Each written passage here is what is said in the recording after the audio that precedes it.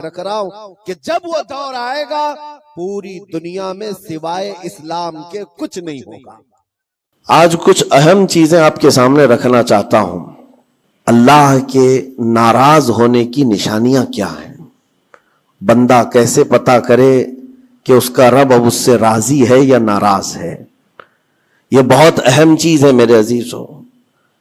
اللہ کریم بندوں سے راضی ہے یا ناراض ہے یہ کیسے پتا چلتا ہے؟ اس کی کچھ نشانیاں بزرگوں نے فرمائی، حتیٰ کہ حدیث پاک میں بھی ملتی ہیں۔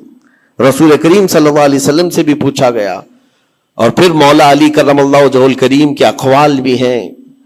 آج ہمیں ان چیزوں کی طرف خاص نظر کرنے کی ضرورت ہے۔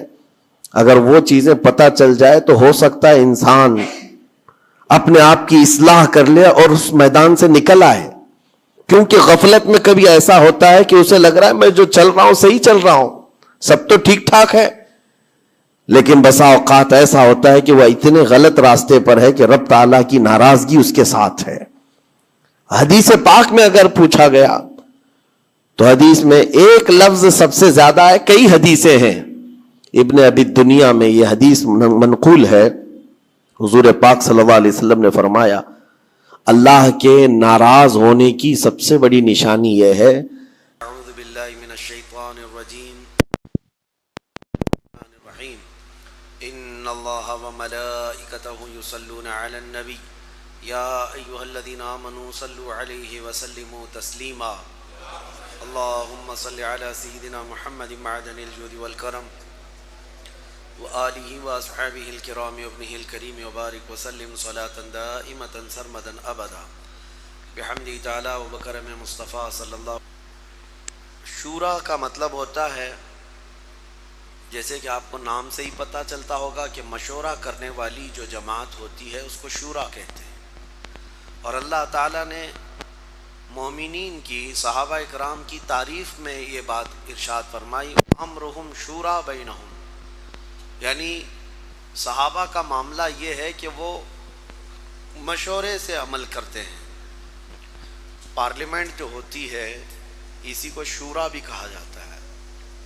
اصل میں یہ ڈکٹیٹرشپ نہیں ہے کہ ایک آدمی کے دماغ میں جو آ جائے، جیسے بادشاہوں کے ہاں ہوا کرتا ہے، ایسا نہیں، بلکہ اللہ تعالیٰ مومنین کی تعریف میں فرما رہا ہے کہ جب کوئی کام کرتے ہیں تو شورا یعنی آپس میں مشورہ کرتے ہیں، اور اس میں برکت ہے۔ آپ کو بھی یہی کرنا چاہیے، مومنین کو ہمیشہ یہ کرنا چاہیے۔ اگرچہ کئی کام ایسے ہیں جو آپ کے لیے یقینی طور پر ہونے جیسے لگتے ہیں، لیکن پھر بھی آپ مشورہ کر لیں کہ اس میں خیر ہے، اس میں برکت ہے۔ اس سلسلے میں چند باتیں آپ کے سامنے رکھتا ہوں۔ شورا کیا ہے؟ پہلی بات تو یہ ہے کہ رسول کریم صلی اللہ تعالیٰ علیہ وسلم محتاج نہیں تھے کسی سے مشورہ کرنے کے، لیکن امت کی تلقین کے لیے ہمیشہ صحابہ اکرام سے حضور نے مشورہ کیا ہے۔ جنگوں میں جانے کا معاملہ ہوتا تب مشورے کیے جاتے، کسی کے سزا کے متعلق بات ہوتی تو مشورہ کیا جاتا۔ ہر چیز میں حضور اکرم صلی اللہ تعالیٰ علیہ وسلم نے مشورہ دیا ہے۔ یہاں تک کہ جنگ خندق جو ہوئی تھی مدینہ طیبہ سے باہر، یہ حضرت سلمان فارسی کے مشورے سے ہی تو خندق کھودی گئی تھی، ورنہ عربوں میں جنگ آمنے سامنے لڑی جاتی تھی میدان میں، لیکن فارس میں ایسا طریقہ تھا کہ دشمنوں سے بچنے کے لیے شہر کے باہر ایک بہت بڑا گڑھا کھود دیا جاتا تھا، خندق۔ اس کی وجہ یہ ہوتی تھی کہ پوری فوج اس کو عبور کر کے، اس کو کراس کر کے شہر کے اندر نہ آ جائے، کیونکہ شہر میں اگر جنگ ہوگی تو کچھ نہ کچھ ٹوٹے گا پھوٹے گا، شہر کے گھر اجڑیں گے، برباد ہوں گے۔ تو حضرت سلمان فارسی رضی اللہ تعالیٰ عنہ نے بھی اس وقت یہ مشورتاً عرض کیا تھا بارگاہ مصطفیٰ میں کہ یہ لوگ تقریباً 12,000 کی تعداد میں آ رہے تھے جب مکہ والے، 3 قبیلے تھے اس میں، قبیلے بنو غطفان اور نجد سے اور پھر قریش کے، یہ تمام یہ سب ملا کر کے 12,000 کا لشکر لے کر مدینے پر چڑھائی کر رہے تھے۔ تب رسول کریم صلی اللہ تعالیٰ علیہ وسلم نے صحابہ سے پوچھا کہ ان کا مقابلہ کیسے کریں۔ یہ جنگ خندق جو ہے، پہلے جنگ بدر ہو چکی اور اس کے بعد جنگ احد ہوئی ہے، اس کے بعد یہ جنگ خندق ہے جو بڑی جنگ ہے، اور یہ بھی مدینے سے صرف 5 کلومیٹر کے فاصلے پر ہے۔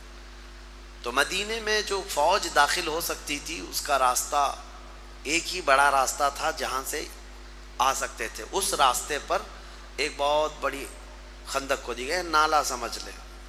وہ اتنا چوڑا اور اتنا لمبا کھودا گیا تھا کہ عرب کا مشہور نسل کا گھوڑا بھی چھلانگ لگا کر کے اس کو کراس نہیں کر سکتا تھا, اور اس کو کھودنے میں خود رسول کریم صلی اللہ تعالیٰ علیہ وسلم شامل رہے. تو یہ صحابہ کے مشورے سے ہوا کام. تو مشورہ لیا کرتے تھے نبی پاک صلی اللہ علیہ وسلم, جبکہ وہ محتاج نہیں تھے, وہ معلم الناس ہیں, یعنی پورے انسانوں کے لیے استاد بن کر کے آئے. نبی پاک صلی اللہ علیہ وسلم کی صفات قرآن نے بیان کیا ہے کہ وہ اللہ کی طرف سے لوگوں کے دلوں کو صاف کرنے آئے ہیں. وہ سب کے استاد ہیں, لیکن پھر بھی مشورہ یہ امت کے درس کے لیے تھا, اور اللہ کو یہ چیز پسند ہے. اسی لیے پورے سورے کا نام ہی شورا ہے. شورا ہے. جب کبھی آپ سے بھی کوئی کام اس طرح ہو تو لوگوں کے درمیان اس بات کو رکھیں. اچھا, یہ ایک بات یہاں ضروری ہے کہ مشورہ کس سے لینا چاہیے کس سے نہیں لینا چاہیے, اس کے بھی آداب ہیں. جو جس کام کا ایکسپرٹ ہو اس سے مشورہ لیا کرے, یا اس سلسلے میں تھوڑی بہت شدھ بدھ رکھتا ہو تو اس سلسلے میں مشورہ لیں. یا کوئی عالم دین ہے یا کوئی فقیہ دین ہے جو سمجھ رکھتا ہے قرآن کی اور حدیث کی, اس سے مشورہ لیا جائے. اسی لیے فرمایا گیا کہ عورتوں سے مشورہ نہ لو. ہاں مشورہ لو, لیکن عمل کرنے میں احتیاط کرو. مشورہ لو, گھر کے معاملات میں ان سے بھی مشورہ لو. ہوتا یہی ہے کہ آپ ان کے مشورے کے اعتبار سے تو چلتے ہی ہیں, پتہ ہے سب لوگوں کو, لیکن بزرگوں نے فرمایا ہے کہ مشورہ جس سے لیا جانا چاہیے وہ بھی ایک کیٹیگری ہے. ہاں, گھر کے کاموں میں آپ مشورہ لیتے رہے, دیوار ہے اس کو پیلا رنگ لگاؤں کہ لال رنگ لگاؤں, عورت نے کہا پیلا تو آپ کالا لگا دو. تو مشورہ تو لیتے رہو اور عمل بھی کرتے رہو, لیکن جو اہل خیر حضرات ہیں ان سے مشورہ لینے میں اللہ تعالیٰ کی طرف سے برکت کا نزول ہے. 10 لوگ آپ بیٹھے ہیں, آپ کو اچھی طرح سے معلوم ہے کہ کیا کرنا ہے, اس کے باوجود 10 کے درمیان آپ نے ایک معاملہ رکھا کہ میں یہ کرنا چاہتا ہوں یا ہم یہ کرنا چاہتے ہیں. بسا اوقات ایسا ہوتا ہے کہ آپ کے ذہن میں کوئی ایسی بات نہیں ہوتی جو اس کو نقصان پہنچانے والی ہے اس کام کو, لیکن اللہ تعالیٰ مشورے کی برکت سے مجلس میں کسی ایک کے ذہن میں وہ علم پیدا فرماتا ہے, کسی ایک کے ذہن میں اللہ تعالیٰ کی طرف سے وہ علم آتا ہے, اور جب اس کا مشورہ ہوتا ہے تو اس پر عمل کرنے میں اللہ تعالیٰ کی طرف سے ہدایت بھی ہوتی. اس چیز کی تعریف قرآن پاک میں ہے. مشورہ, شورا, صحابہ کرام رضوان اللہ تعالیٰ علیہ مجمعین کے شورا تو بہت مشہور ہیں. اس سے پہلے ایسا نظام نہیں تھا, بادشاہوں کا سسٹم تھا, بادشاہ کی مرضی میں جو آیا وہ کرتا. آج بھی دیکھیں جہاں بادشاہت ہے, ہمارے ہاں شورا ہے, یعنی اب جیسے انڈیا ہے پارلیمانی نظام جس کو کہتے ہیں, یہاں ایک قانون بھی بنانا ہے, بل پاس کرنے کے لیے بہت پاپڑ بیلنے پڑتے ہیں, میجورٹی دیکھنی پڑتی ہے, دونوں صدن میں پیش کرنا پڑتا ہے, یہاں سے پاس ہو کر کے اوپر جائے, اوپر جا کر کے پھر سب کے درمیان جتنے ممبرس ہیں, جتنے بھی پارلیمنٹ کے ممبر ہیں, وہ لوگوں میں میجورٹی آ جائے تب وہ بل کو پاس کر لیا جاتا ہے ایک قانون پاس کرنے کے لیے. لیکن سعودی میں رات کو قانون بنتا ہے, صبح نافذ ہوتا ہے, پھر اگر اچھا نہیں لگا تو پھر مغرب تک اس کو کینسل کر دیتے ہیں. کیوں؟ بادشاہت ہے, نہ کسی پارلیمنٹ میں رکھنا ہے نہ کسی سے پوچھنا ہے. ایسے ہی ہوا ہے, 2 دن پہلے کچھ اور قانون تھا, 2 دن بعد اور کچھ قانون ہے. وہاں ڈیلی قانون آتے رہتے ہیں, ڈیلی آتے رہتے ہیں, اور صرف لوگوں کو ویب سائٹ دیکھتے رہنا پڑتا ہے کہ ابھی آج کا کون سا قانون ہے. تو یہ بادشاہت کا جو نظام ہے وہاں شورا نہیں ہے, یا شورا ہے تو کچھ ایسے لوگ ان کے اطراف ہوتے ہیں جو اپنی مرضی اور اپنی طبیعت کے حساب سے اس کے دماغ پر چھائے ہوئے ہوتے ہیں. عوام یا پھر اہل خیر سے مشورہ لینا تو ان کے ہاں نظام ہے ہی نہیں, بادشاہوں کے ہاں نہیں ہوتا. لیکن صحابہ اکرام رضوان اللہ تعالیٰ علیہ مجمعین کے ہاں ہمیشہ سے رہا ہے. حضرت ابو بکر صدیق رضی اللہ تعالیٰ عنہ, حضرت عمر فاروق رضی اللہ تعالیٰ عنہ, ان کی جلال اور ہیبت کیا تھی حضرت عمر فاروق کی، لیکن اس کے باوجود مسجد نبوی میں کھڑے ہو کر ایک دن ارشاد فرماتے، اے لوگوں، میں مجھ سے پیشتر جو گزرے یعنی رسول پاک صلی اللہ علیہ وسلم اور حضرت ابو بکر صدیق، وہ دنیا کے سب سے بہترین لوگ تھے، لیکن اب میں اس تخت پر ہوں، اگر میں اپنی مرضی کے مطابق کوئی قانون لاؤں اور وہ خیر کے لیے ہو یا شر کے لیے ہو، جس طرح اپنی مرضی کے مطابق میں کوئی قانون لاؤں تو تم لوگ کیا کرو گے؟ ایک دیہات کے رہنے والے صحابی کھڑے ہوئے، کہا اے امیر المومنین عمر ابن خطاب، ہم دیکھیں گے اگر رسول پاک صلی اللہ تعالیٰ علیہ وسلم کے قانون کے موافق ہے تو ہم گردن جھکا کر آپ کے پیچھے چلیں گے، اور اگر آپ کا کام رسول پاک صلی اللہ تعالیٰ علیہ وسلم کی حدیثوں سے ٹکراتا ہے یا آپ کا راستہ الگ ہو جاتا ہے تو پھر ہماری تلوار ہوگی، پھر آپ کی گردن ہوگی۔ یہ بھرے مجمع میں کوئی مشورہ لے گا اس طرح سے؟ آپ کیا کریں گے؟ آپ کیا کریں گے؟ حضرت عمر فاروق رضی اللہ تعالیٰ عنہ نے یہ نہیں فرمایا کہ کیا گستاخی کر رہا ہے، بلکہ فرمایا جب تک اس امت میں ایسے لوگ ہوں گے امت کا نظام صحیح سلامت رہے گا، کوئی درہم برہم نہیں ہوگا۔ شخصیت پرستی بھی نہیں ہونی چاہیے، اپنے آپ کو بھی رکھو تنقید کے نشانے پر کہ لوگ تمہیں صحیح کر سکیں۔ بہرحال اس بارے میں ہم نے ایک آیت اور پڑھی ہے، من کان یرید حرث الآخرۃ نزد لہ فی حرث، آخرت کی کھیتی چاہتا ہے ہم اس کو، من کان یرید حرث الدنیا نؤتیہ منہا، جو ہم سے دنیا کی کھیتی چاہتا ہے ہم اس کو دے دیں گے، ومن کان یرید حرث الآخرۃ نزد لہ فی حرثہ، اور جو ہم سے آخرت کی کھیتی مانگتا ہے ہم اس کی کھیتی میں بہت اضافہ کر کے دیں گے، دنیا بھی دیں گے اور آخرت بھی دیں گے۔ اور دنیا والے کو وما لہ فی الآخرۃ من نصیب، آخرت میں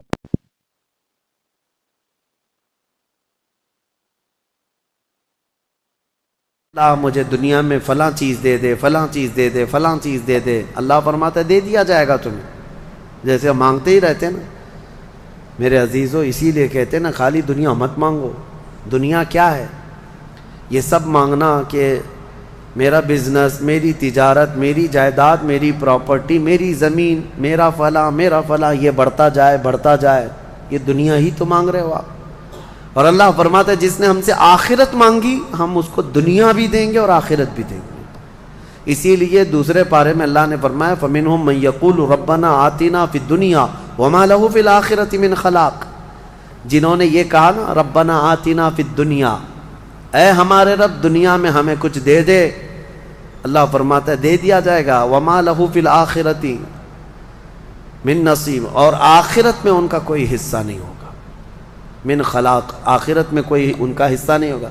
ومنہم من یقول ربنا آتنا فی الدنیا حسنہ وفی الآخرۃ حسنہ وقنا عذاب النار اولئک لہم نصیب مما کسبوا، اللہ فرماتا ہے اور جنہوں نے کہا اے ہمارے رب ہمیں دنیا میں بھی اچھائیاں دے دے اور آخرت میں بھی اچھائیاں دے دے، رب فرماتا ہے، اور جنہوں نے یہ کہا اے اللہ ہم کو عذاب دوزخ سے بچا لے، رب فرماتا ہے یہ وہی لوگ ہیں جنہوں نے حقیقت میں حصہ حاصل کر لیا، آخرت بھی مانگ لیا، دنیا بھی مانگ لیا۔ دعا میں ہمیشہ یہی کیا کرو کہ اے اللہ ہماری آخرت اچھی کر، یہاں مانگ کر کے کتنا لے لو گے، کتنا لے لو گے، کتنے دن تک؟ چلو آج آپ نے صحت مانگی، اے اللہ مجھے صحت عطا کر، طبیعت اچھی رکھ، اچھی بات ہے، لیکن کتنے دن تک رہو گے؟ 80 سال، 100 سال؟ 80 سال کے بعد جب بال سفید ہونے لگیں گے تب پھر تم یہ مانگو گے کہ اللہ پھر میرے بال کالے کر دے، پیٹھ جھکنے لگے گی تب یہ کہو گے کہ اللہ میری کمر سیدھی کر دے، دانت جھڑنے لگ جائیں گے کہو گے پھر اے اللہ میرے دانت صحیح کر دے۔ نظام ہے کائنات کا، صحت کو جانا ہے تو جو جانے والی چیز ہے اس کو ہی ہم مانگ رہے ہیں، جو ہم سے رخصت ہونے والی چیز ہے وہی ہم مانگ رہے ہیں۔ اولاد مانگ رہے ہو یہ بھی چھوٹنے والی چیز ہے، یہ ہم سے چھوٹنے والی چیز، ہر وہ چیز مانگتے ہیں ہم یہاں پر جو ہم سے رخصت ہونے والی ہے، اور جو ہمیشہ رہنے والی ہے وہ جنت ہے، اس کا سوال کیوں نہیں کرتے؟ اور ایک امام شیخ سعدی رحمۃ اللہ علیہ کی کتنی پیاری بات ہے، سنو، فرماتے ہیں موت سے بچنا ممکن ہے کسی کو؟ بتائیں، کوئی بچ سکتا ہے؟ پاسبل ہے؟ موت سے بچنا کسی کے لیے بھی ممکن ہے؟ نہیں ہے، سب کو پتہ ہے، سب کو پتہ ہے امپاسبل، لیکن اس کے باوجود بھی بچنے کے لیے 1000 دوائیاں کھاتے ہیں ہم۔ سب کو معلوم ہے کہ موت سے نہیں بچتے ہیں، لیکن اس کے باوجود بھی بچنے کے لیے ہم روز کچھ نہ کچھ کر رہے ہیں۔ ہم اپنے جسم کو صحیح کرتے ہیں یا بیماریوں کو صحیح کرنے کے لیے پیسہ بھی بہاتے ہیں، سب کچھ کرتے ہیں۔ ہمیں پتہ ہے کہ ہم نہیں بچ سکتے، پھر بھی خرچہ کرتے ہیں۔ شیخ سعدی کی سوچ دیکھو، فرماتے اور انسان کو یہ پتہ ہے کہ جہنم سے بچنا ممکن ہے، موت سے بچنا تو ممکن نہیں، لیکن دوزخ سے بچنا ممکن ہے۔ کیا سب کے اوپر کمپلسری ہے جہنم میں جانا؟ نہیں۔ تو جس سے بچنا ممکن ہے اس کے لیے کوشش بھی نہیں کرتا، اور جس سے بچنا ممکن ہی نہیں اس کے لیے روز کوشش کرتا ہے۔ یہ کیسی سوچ ہے انسان کی؟ موت سے نہیں بچ سکتے، کوشش ٹھیک ہے، تم دوائیاں کرتے رہو، لیکن کوشش یہ کرو کہ اللہ مجھے دوزخ سے بچا لے، مجھے آخرت کے عذاب سے بچا لے۔ میرے عزیزو، ہمارا سارا نظام اسلام کا آخرت پر ٹکا ہوا ہے۔ اسی لیے رب تعالیٰ نے فرمایا من کان یرید حرث الآخرتی نزید لہ فی حرثی۔ ایک بات میں آپ کو بتا دوں، اگر اسلام سے آخرت کا کانسیپٹ نکال دیا جائے تو پورا دین کھوکھلا ہو جائے گا۔ یعنی پھر کس چیز کے لیے کر رہے ہو تم؟ نماز کیوں پڑھ رہے ہو؟ چوری سے کیوں بچتے ہو؟ شراب کیوں نہیں پیتے؟ ہر چیز کا تعلق تمہارا آخرت سے جڑا ہوا ہے، آخرت سے۔ کیوں؟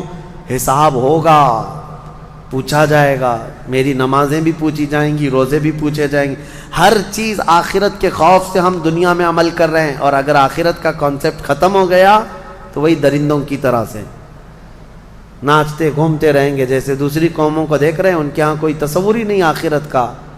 ان کا تو یہ ہے کہ اچھے کام کرو گے تو دوسرے جنم میں اچھا بن کے پیدا ہو جاؤ گے، برے کام کرو گے تو دوسرے جنم میں کتا بلی بن کے پیدا ہو جاؤ گے، بس اتنا ہی ہے، اس سے زیادہ نہیں ہے۔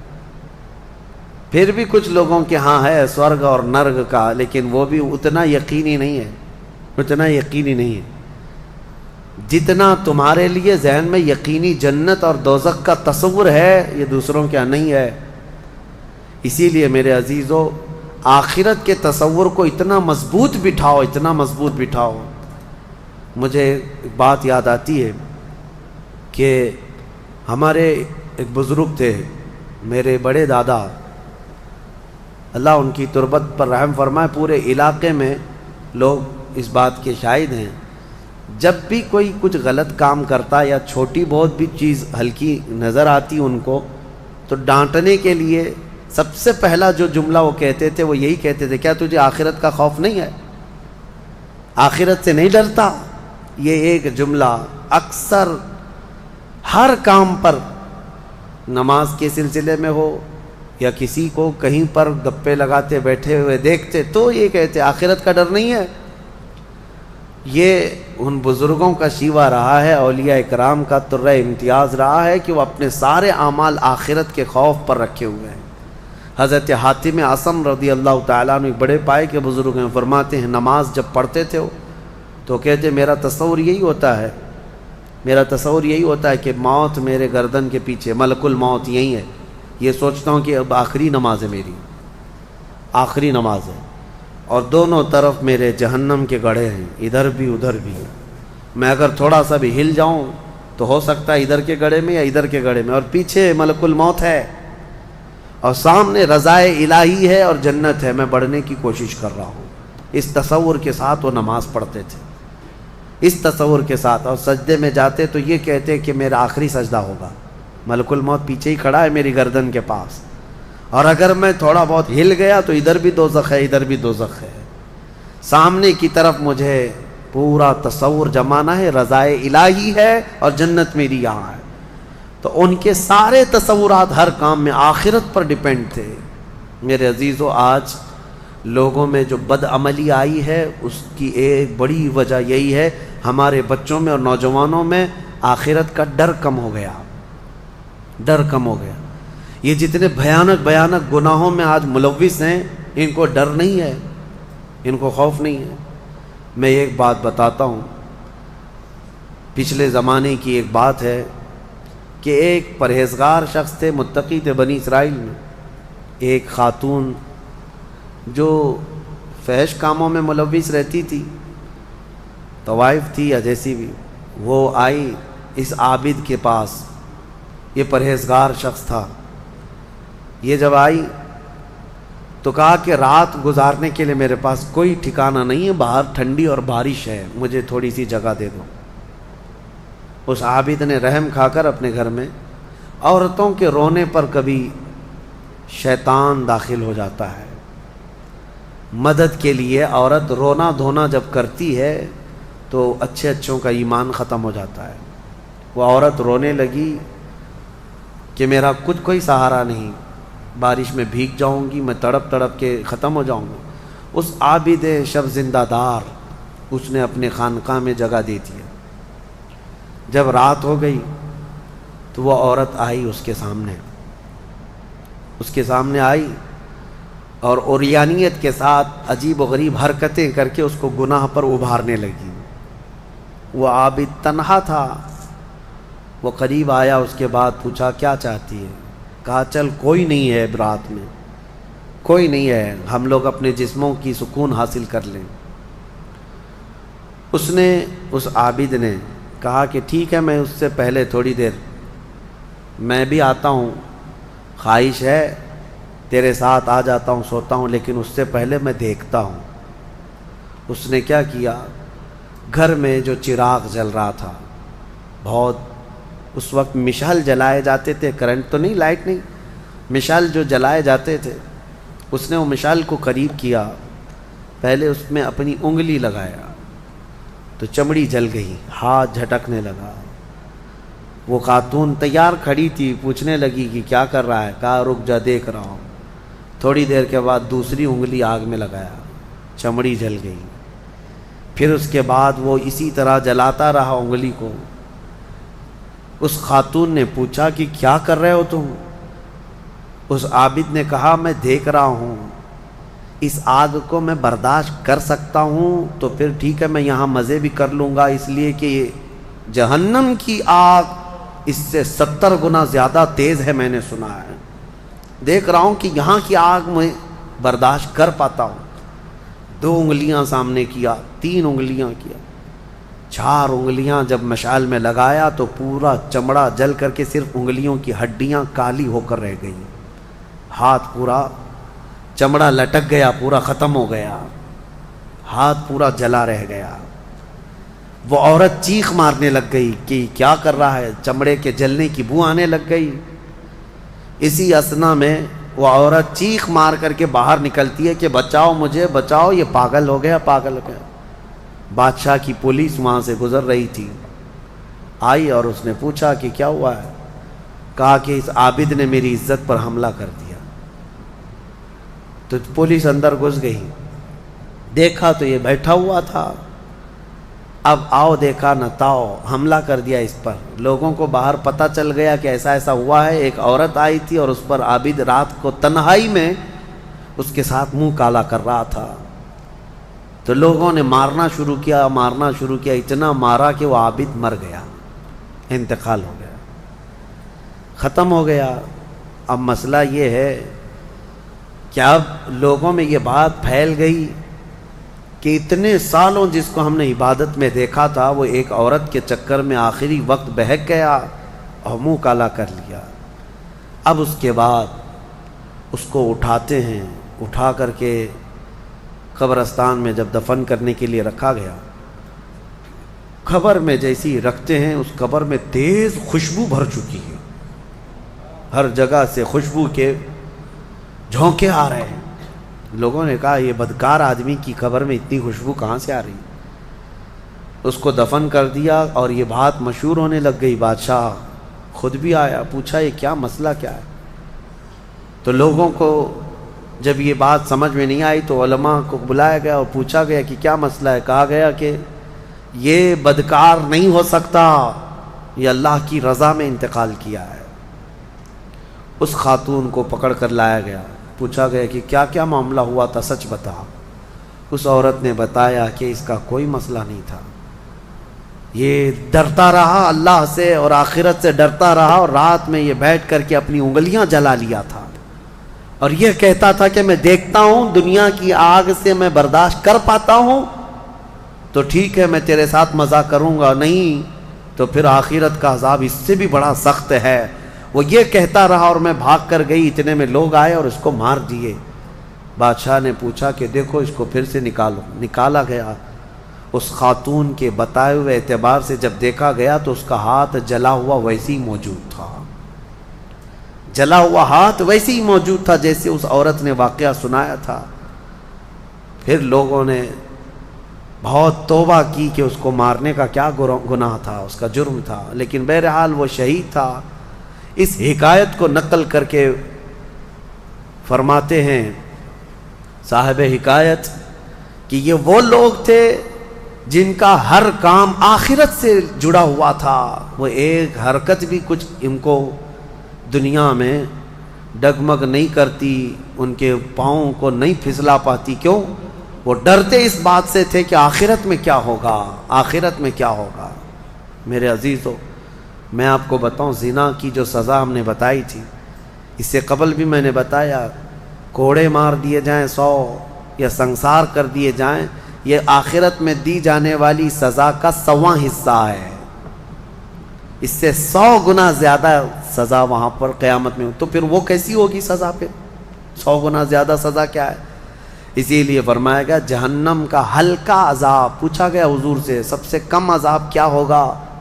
سب سے کم کسی کو عذاب دیا جائے گا اگر دوزخ میں تو کیا ہوگا؟ فرمایا گیا کہ اس کو آگ کی جوتیاں پہنائی جائیں گی جس کی گرمی سے اس کا بھیجا پک کر کے ابل رہا ہوگا۔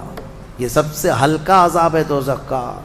پھر جہاں اللہ نے عذاب علیم کہا، عذاب عظیم کہا، عذاب مہین کہا، دردناک عذاب، بڑا عذاب، ذلت والا عذاب، تو پھر وہ کیسا ہوگا؟ بہرحال خلاصہ کلام میرا یہ ہے، آج ہم نے تلاوت میں یہی پایا کہ اے لوگو تم آخرت کے تصور پہ جیتے رہو، دنیا فانی ہے، دنیا فانی ہے، حساب کا ایک دن آئے گا۔ فَمَن يَعْمَلْ مِثْقَالَ ذَرَّةٍ خَيْرًا يَرَهُ وَمَن يَعْمَلْ مِثْقَالَ ذَرَّةٍ شَرًّا يَرَهُ۔ اللہ فرماتا ہے جس نے رائی کے دانے کے برابر نیکی کی وہ بھی دیکھے گا قیامت کے دن، اور جس نے رائی کے دانے کے برابر برائی کی وہ بھی قیامت کے دن دیکھے گا۔ آخرت آخرت آخرت، اپنے بچوں میں بھی ڈر اسی بات کا ڈالو کہ اللہ کریم کے ہاں حساب ہونا ہے، اللہ کے ہاں حساب ہونا ہے۔ آپ کو بتائیں وہ صحابی رسول جو گھر فجر کی نماز دوڑ کر کے چلے جاتے تھے، حضور کے پیچھے نماز پڑھتے تھے، کیوں؟ صحابہ اکرام نے ان کی شکایت کی تھی کہ یا رسول اللہ یہ نماز پڑھ کے اتنی تیزی سے بھاگ جاتے۔ حضور نے ان سے کہا پوچھو، ایک دن پکڑو۔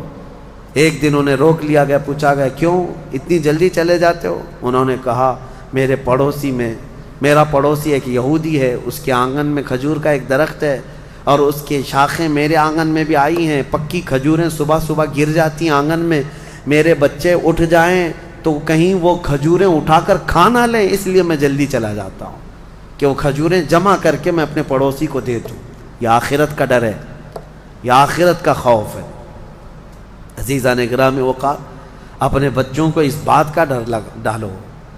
ایک بار حضور پاک صلی اللہ تعالیٰ علیہ وسلم کی بارگاہ میں صدقے کی کھجوریں آئی تھیں۔ حضرت امام حسن اور امام حسین چھوٹے تھے، بہت بچپنا تھا، کھجوریں اٹھا کر کے وہ بچے کھا رہے تھے، نواسا رسول اللہ کے نواسے، کل کائنات جن کے قدموں میں۔ لیکن نبی پاک صلی اللہ تعالیٰ علیہ وسلم جلدی سے تشریف لائے، صدقہ آل محمد کے لیے حرام ہے۔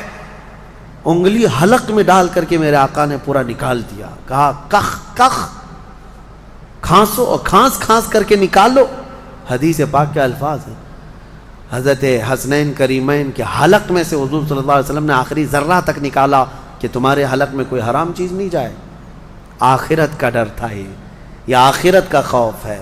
جو چاہے چبا لے، جو چاہے بھر لے۔ اپنے بچوں کی تربیت بھی اسی انداز سے کرو کہ اللہ کے ہاں حساب ہونا ہے، اللہ کے ہاں حساب ہونا ہے۔ بچپن میں جتنا تم آخرت کا تصور اپنے بچوں میں ڈالتے جاؤ گے، جوانی میں یہ اللہ کا خوف ایسے ہی رکھیں گے۔ الحمدللہ آج مجھے فخر ہوتا ہے، کچھ نوجوان آتے ہیں اس بات کا سوال کرتے بھی ہیں کہ ان کی نوکری میں فلاں چیز ہوتی ہے، یہ میرے لیے حلال ہے یا نہیں، ورنہ آج کے اس پرفتن دور میں کون پوچھنے والا ہے؟ کون پوچھتا ہے کہ ہمارے ڈیوٹی ایسی، ہماری جاب ایسی ہے، ہمیں بتائیں کہ یہ حلال کام کر رہا ہوں یا حرام کام کر رہا ہوں۔ اگر انہیں لگتا ہے شبہ ہے تو وہ نوکریاں بھی چھوڑ دیتے ہیں، نوکریاں بھی چھوڑ دیتے ہیں۔ ایسے بہت سارے نوجوان الحمدللہ۔ یہ ہوتا ہے آخرت کا خوف جب سوار ہو جائے ذہن میں تو اسے خود بخود یہ فکر ہی سیدھا کر دیتی ہے، کسی اور کی تقریر کی بھی ضرورت نہیں۔ آخرت کا خوف جب ذہن میں آ جائے تو اس کو خود بخود یہ چیز صحیح کر دیتی ہے۔ مجھے یاد ہے، بہت چھوٹی عمر ہوگی میری، اسکول جب جاتے پہلی جماعت میں بھی نہیں، چھوٹی سی جماعت میں، نمازوں کی پابندی کا الحمدللہ ہمارے گھر میں بڑا اہتمام تھا۔ میرے والد گرامی عالم دین، بڑے نمازوں کی پابندی کا بہت سختی سے اہتمام کرتے۔ شام کے وقت اسکول چھوٹتی اور آ جاتے تھے تو عصر کی نماز نہیں پڑھی تھی، تو اس وقت جو ذہن میں بات ڈالی گئی تھی، فرمایا میرے والد نے کہا تھا کہ تمہیں پتہ ہے ایک نماز چھوڑنے کا جو عذاب ہے، اس نماز کا جتنی دیر تک ٹائم ہوتا ہے قبر میں فرشتے اتنی دیر تک اسے سزا دیتے رہتے ہیں۔ اس نماز کا ٹائم جتنی دیر تک ہوگا اتنی دیر تک فرشتے اسے قبر میں عذاب دیتے رہتے ہیں، سخت ترین عذاب دیتے ہیں۔ آج عمر کے اس حصے میں آ کر کے بھی وہ بات پتھر کی لکیر کی طرح بیٹھی ہوئی ہے۔ نمازوں کا وقت آتا ہے تو یہی ڈر لگتا ہے، عشاء اگر چھوٹ جا رہی ہے تو عشاء کا تو لمبا ٹائم ہے، مرنے کے بعد قبر میں اگر عشاء کا پورا ٹائم قبر میں فرشتے عذاب دینے لگ جائیں کون برداشت کرے گا؟ اسی لیے چاہے سفر میں جائیں، چاہے تھکے ہوئے آئیں، کیسے بھی آئیں، لیکن عشاء پڑھ لیتے ہیں۔ وہ ڈر ہے آخرت کا۔ یہ کیسے آتا ہے؟ والدین اپنے بچوں میں یہ چیز منتقل کریں۔ آپ اس کو ہلکا نہ سمجھیں، بچوں کے ذہن میں جو بات ڈالی جاتی ہے وہ بڑھاپے تک رہتی ہے۔ اگر آپ صحیح تربیت کے ساتھ کسی کو بڑا کرنا چاہتے ہیں تو سب سے بڑی چیز ہے آخرت کا ڈر، آخرت کا ڈر۔ اللہ کریم ہم سب کو آخرت کے خوف سے اچھے اعمال کرنے کی توفیق عطا فرمائے۔ مولا آج کچھ اہم چیزیں آپ کے سامنے رکھنا چاہتا ہوں۔ میں کتاب پڑھ رہا تھا امام غزالی رحمۃ اللہ تعالی علیہ کی، اس میں بہت اہم چیزیں آپ نے بیان فرمائی۔ اللہ کے ناراض ہونے کی نشانیاں کیا ہیں؟ بندہ کیسے پتا کرے کہ اس کا رب اب اس سے راضی ہے یا ناراض ہے؟ یہ بہت اہم چیز ہے میرے عزیزو۔ اللہ کریم بندوں سے راضی ہے یا ناراض ہے، یہ کیسے پتا چلتا ہے؟ اس کی کچھ نشانیاں بزرگوں نے فرمائی، حتیٰ کہ حدیث پاک میں بھی ملتی ہیں۔ رسول کریم صلی اللہ علیہ وسلم سے بھی پوچھا گیا، اور پھر مولا علی کرم اللہ وجہہ الکریم کے اقوال بھی ہیں۔ آج ہمیں ان چیزوں کی طرف خاص نظر کرنے کی ضرورت ہے۔ اگر وہ چیزیں پتہ چل جائے تو ہو سکتا ہے انسان اپنے آپ کی اصلاح کر لے اور اس میدان سے نکل آئے، کیونکہ غفلت میں کبھی ایسا ہوتا ہے کہ اسے لگ رہا ہے میں جو چل رہا ہوں صحیح چل رہا ہوں، سب تو ٹھیک ٹھاک ہے، لیکن بسا اوقات ایسا ہوتا ہے کہ وہ اتنے غلط راستے پر ہے کہ رب تعالیٰ کی ناراضگی اس کے ساتھ ہے۔ حدیث پاک میں اگر پوچھا گیا تو حدیث میں ایک لفظ سب سے زیادہ ہے، کئی حدیثیں ہیں۔ ابن ابی دنیا میں یہ حدیث منقول ہے، حضور پاک صلی اللہ علیہ وسلم نے فرمایا اللہ کے ناراض ہونے کی سب سے بڑی نشانی یہ ہے کہ جب تم میں سے سب سے برے لوگوں کو تم پر وہ حاکم بنا دے تو سمجھ لو کہ اللہ قوم سے ناراض ہے۔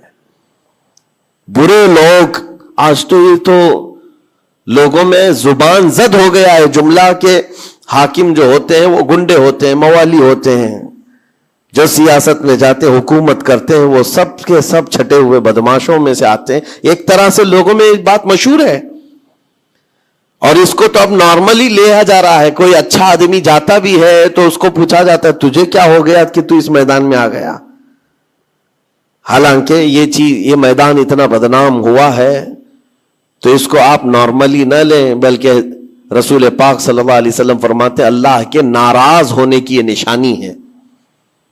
اور دوسری نشانی فرمایا کہ جب اللہ کریم ناراض ہوتا ہے تو بارشوں کو روک لیتا ہے، بے موسم بارش آنے لگتی ہے۔ اگر بغیر موسم کے الگ الگ انداز سے بارشیں آنے لگ جائیں تو سمجھ لو کہ رب تبارک و تعالیٰ کی غضب کی نشانی ہے اور اس کی ناراضگی کی نشانی۔ پھر تیسری چیز اسی حدیث میں یہ فرمایا گیا کہ رب تبارک و تعالیٰ لوگوں کے رزق سے برکت ختم کر دیتا ہے، اس کی ناراضگی کی یہ نشانی ہے۔ اب برکت ختم ہونے کے طریقے بہت سارے ہیں، اب اس کو میں آپ کو بتاتا ہوں، لیکن مجھے جو بات بہت اہم لگی اور دل پر لگی، مولا علی کرم اللہ وجہہ الکریم ایک بار بیٹھے ہوئے تھے، تسبیح پڑھ رہے تھے، ایک شخص آیا اور بہت بپھرا ہوا تھا، پریشان حال تھا، دروازہ کھٹکھٹایا، اندر آیا، مولا علی کرم اللہ وجہہ الکریم نے پوچھا کیا بات ہے، کیوں اتنا پریشان ہے؟ کہا کہ میں لٹ گیا، اتنا برباد ہو گیا ہوں، میں کیا کروں، مجھے کچھ سمجھ میں نہیں آتا۔ یہ کئی لوگوں کی زندگی میں چلتی ہوئی بات میں آپ کے سامنے رکھ رہا ہوں۔ آج سے 14 صدی پہلے یہی سیم مسئلہ لے کر کے آیا جو آج بہتوں کے ساتھ یہ چل رہا ہے۔ پوچھا آپ نے کیا ہوا ہے؟ کہا اچھا خاصا میرا بزنس چلتا تھا، اچانک رک گیا، اچھی خاصی تجارت تھی، مال بہت آتا تھا، سب اچانک بند ہو گیا۔ اب تو پوزیشن یہ، حال یہ ہے کہ جس چیز میں ہاتھ لگاتا ہوں نقصان ہی ہوتا ہے۔ اور اس نے یہ بھی کہا کہ اگر میں سونے کو بھی ہاتھ لگاؤں تو ایسا لگتا ہے مٹی بن جائے گی، ساری چیزیں ختم ہو گئی ہیں۔ وہ رویا جا رہا تھا اور کہا کہ مجھے اس کا سبب نہیں پتا ہے، کیا ہو رہا ہے کیا نہیں ہے۔ مولا علی کرم اللہ وجہہ الکریم نے ایک ہی چیز فرمایا، کہا کہ میں تیری سبب کو پہچان لیا، یہ جو چیزیں ہو رہی ہیں تیرے ساتھ میں تیرے سبب کو پہچان لیا۔ کہا کیا ہے؟ کہا کہ رب تبارک و تعالیٰ تجھ سے ناراض ہے ان گناہوں کی وجہ سے جو تو جان بوجھ کر کنٹینیو کرتا ہے، روزانہ جاری رکھا ہوا ہے۔ میرے عزیزوں، لوگوں کے ہاں آج یہ سب چیزیں ہیں، لیکن وہ اس چیز کی طرف نہیں آتے کہ کون سے گناہ ان کے ساتھ چل رہے ہیں۔ جب بندہ گناہوں پر مصر ہو جاتا ہے، اصرار کا مطلب کنٹینیو کر رہا ہے، تو یہ نشانی ہے۔ خاص طور پر مولا علی کرم اللہ وجہہ الکریم نے فرمایا کہ اس کا رب اس سے ناراض ہے، اللہ ناراض ہے، اس کو توبہ کی توفیق نہیں مل رہی ہے، اس کو باز آنے کا موقع نہیں مل رہا ہے۔ اس نے پوچھا کہ میں کیسے پتہ کروں کہ کون سے گناہ چل رہے ہیں اور کن گناہوں کی وجہ سے میرے رزق کی برکت ختم ہو رہی ہے؟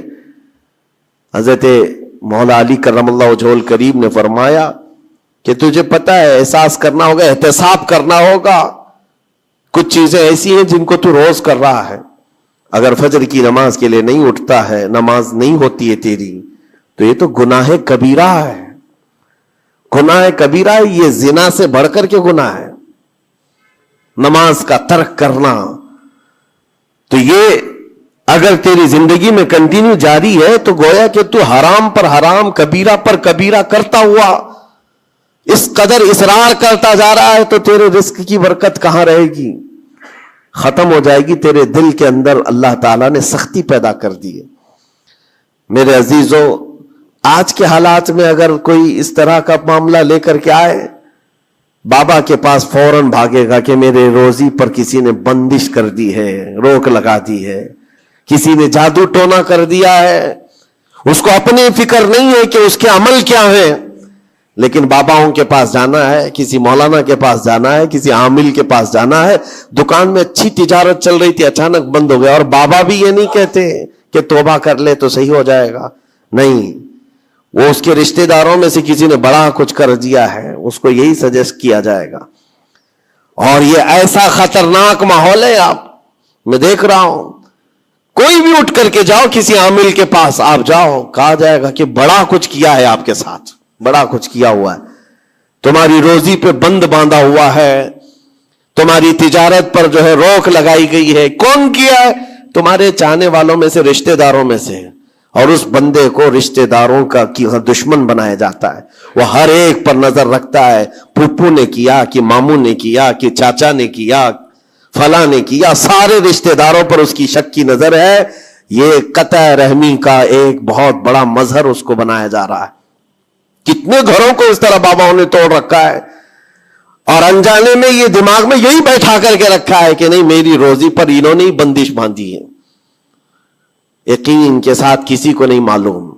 کاش یہ اگر اس کو بتائے ہوتے، یہ 99% جن کو تکلیفیں ہیں ان کے روزی کے معاملات، ان میں سے 99% کے حالات ایسے ہیں کہ فجر کی نماز نہیں پڑھتے.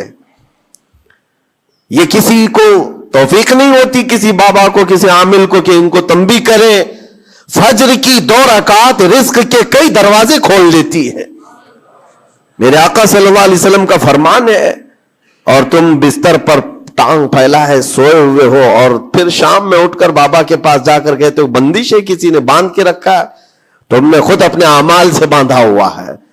اور رب تبارک و تعالیٰ فرماتا ہے سورہ فاطر میں، ما یفتح اللہ للناس من رحمت فلا ممسک لہا، اللہ اپنی رحمت سے جس کے لیے دروازے کھولتا ہے کوئی اسے بند نہیں کر سکتا. یہ رب کا فرمان سنا رہا ہوں. وما یمسک فلا مرسل لہ من بعدہ، اور اللہ فرماتا ہے جس کے لیے اللہ روک دے کوئی طاقت اسے کھول نہیں سکتی. اللہ نے اگر بند کر دیا ہے تو کوئی نہیں کھولے گا. اب یہ رب تبارک و تعالیٰ کس کے لیے بند کرتا ہے کس کے لیے کھولتا ہے یہ اس کی شان ہے. لیکن ساتھ میں ایک بات اور آپ کو بتا دوں. حضرت ابو سفیان ثوری رحمۃ اللہ تعالی علیہ، حضرت سفیان ثوری کا ایک قول ہے، قسوۃ القلوب عقوبۃ للعاصی، یہ گناہ کنٹینیو جو کر رہا ہے اس کی سزا کیا ہے؟ یہ اللہ تبارک و تعالیٰ کے ناراضگی کی نشانی. سزا کیا ہے؟ کچھ لوگوں کو ایسا لگتا ہے مجھے کچھ نہیں ہو رہا ہے، میرا گھر بار سب صحیح ہے، ٹھیک ٹھاک ہے، تو فرمایا اس کی پہلی سزا تو یہ ہے عقوبۃ قسوۃ القلوب، یعنی جو کنٹینیو گناہ کرتا ہے رب تعالیٰ اس کا دل پتھر کی طرح بناتا ہے، سخت ہو جاتا ہے اس کا دل. نہ رب تبارک و تعالیٰ کے نام پر اس کی کبھی آنکھیں بھیگتی ہوئی دکھتی ہے، نہ عذاب قبر کا اسے خوف محسوس ہوتا ہے، نہ محشر کے دن کی فکر، نہ جہنم کے لپکتے ہوئے شعلوں سے اس کا دل دہلتا ہے. نہیں، دل سخت ہو گیا ہے. گناہوں پر جو بندہ کنٹینیو اصرار کرتا جاتا ہے اس کا دل سخت کر دیا جاتا ہے. یہ رب تبارک و تعالیٰ کے ناراض ہونے کی نشانی ہے، غضبناک ہونے کی نشانی ہے. اور ایک نشانی یہ فرمائی ہے، تابعین نے فرمایا کہ اگر بندے کو عبادت کرنے میں مزہ نہیں آتا تو سمجھ لو کہ رب تعالیٰ اس سے ناراض ہے اور توفیق چھین لیا. نماز پڑھنے میں دل نہیں لگتا، اور اگر وہ نماز کی اذان کی آواز سن کر کے بھی لاپرواہی برتتا ہے تو فرمایا گیا یہ اس بات کی علامت ہے کہ اس کا رب اس سے راضی نہیں ہے. اور جس سے مولا راضی ہوتا ہے کڑاکے کی ٹھنڈیوں میں بھی اس کو بستر سے اٹھا کر اپنے دربار میں لاتا ہے. جس سے رب تبارک و تعالیٰ راضی ہے اس کو اپنے دربار میں لگائے رکھتا ہے. وہ رات ہو کہ دن ہو کہ صبح ہو کہ دوپہر ہو، وہ بندہ دوڑا ہوا رب تعالیٰ کے حضور پہنچ جاتا ہے. میرے عزیزو اپنی اپنی فکر کریں، ہم کس کیٹیگری میں چل رہے ہیں؟ کہیں ایسی زندگی نہیں گزر رہی ہے کہ ہمارا رب ہم سے راضی نہ ہو، ناراض ہو. پھر پوچھا گیا کہ اگر اللہ تبارک و تعالیٰ ناراض ہے تو پھر دولت کی ریل پیل گھر بار ساری چیزیں ہیں. فرمائے یہ بھی ایک نشانی اللہ کی ناراضگی کی کہ گناہ کنٹینیو ہونے کے باوجود اگر تمہارے مال میں کمی نہیں آ رہی ہے، روزانہ بڑھتا جا رہا ہے، تو خوف کھاؤ کہ اللہ بڑے عذاب کا تمہارے لیے تیاری فرما رہا ہے.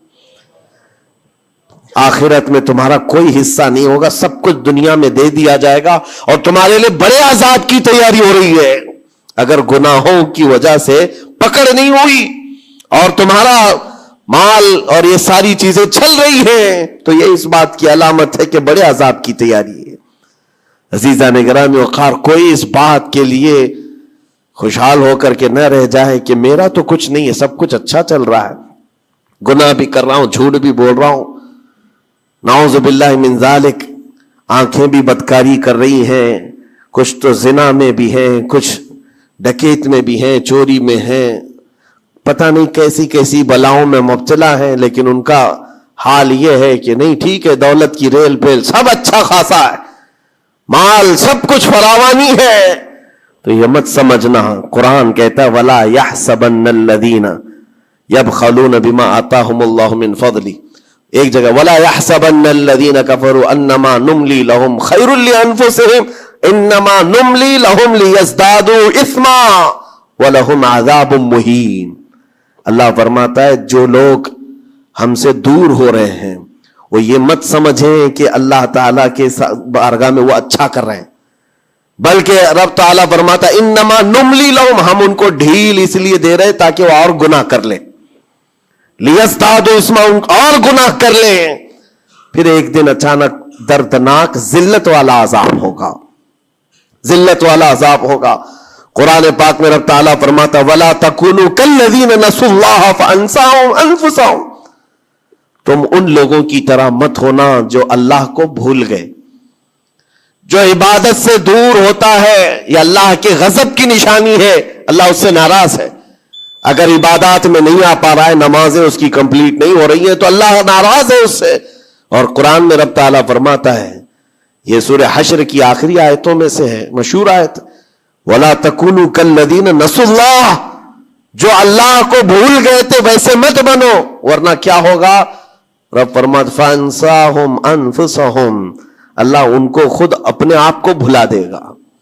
یعنی تمہیں ایسا بنا دیا جائے گا کہ تم کو خود یاد نہیں ہوگا تم کون ہو، بھول جاؤ گے.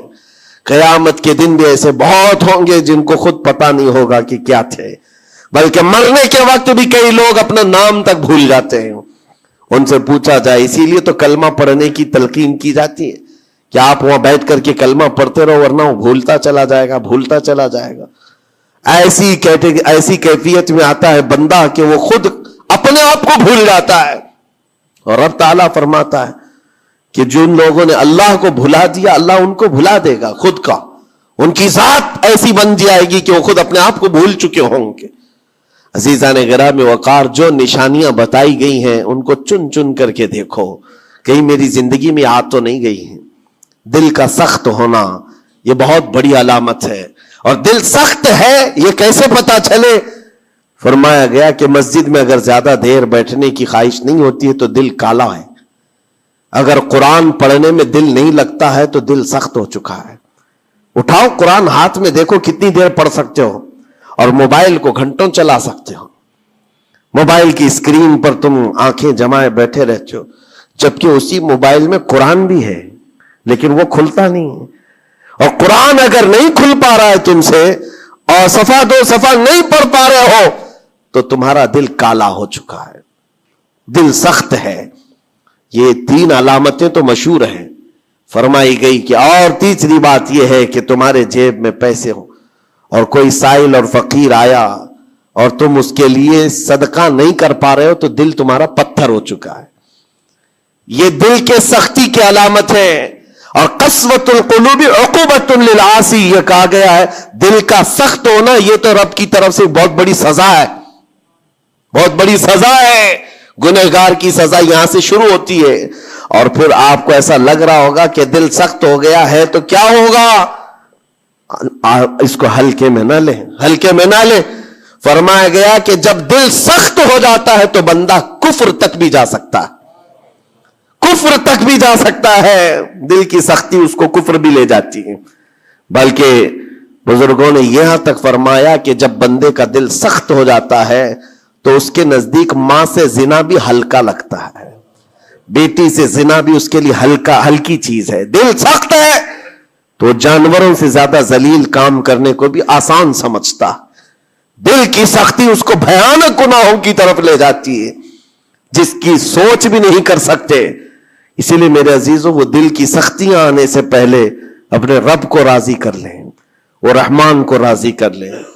آج کے ان حالات کو دیکھ کر کے یہ سب محسوس ہونے لگتا ہے کہ کہیں رب ناراض تو نہیں ہے بندوں سے. دعائیں کثرت سے ہوتی ہیں، ہماری دعائیں کہاں جا رہی ہیں؟ اور ظالموں کا ظلم بڑھتا چلا جا رہا ہے. شریر اور فسادی لوگوں کو ہماری گردنوں پر حاکم بنایا گیا ہے. یہ سب رب تعالیٰ کے غضب کے علامات ہیں. اجتماعی توبہ ہو، اور توبہ کا بھی مطلب یہ نہیں ہے کہ دونوں گال پہ ہم تھپڑ مار کر کے نکل جائیں. زندگی پر اس توبہ کے اثرات کا اظہار ہونا چاہیے. آج رات کو توبہ کیا ہے، رب تعالیٰ کے حضور سچی توبہ کیا ہے تو کل اس کی زندگی میں تبدیلی تو آئے. رات بھر توبہ کرتا رہا اور فجر میں سو رہا ہے تو کوئی تبدیلی نہیں آئی. یعنی تم نے دل سے اللہ کی بارگاہ میں توبہ ہی نہیں کیا ہے, نہ ہی تمہارے چال چلن میں کوئی فرق آیا. یہ توبہ نہیں ہے.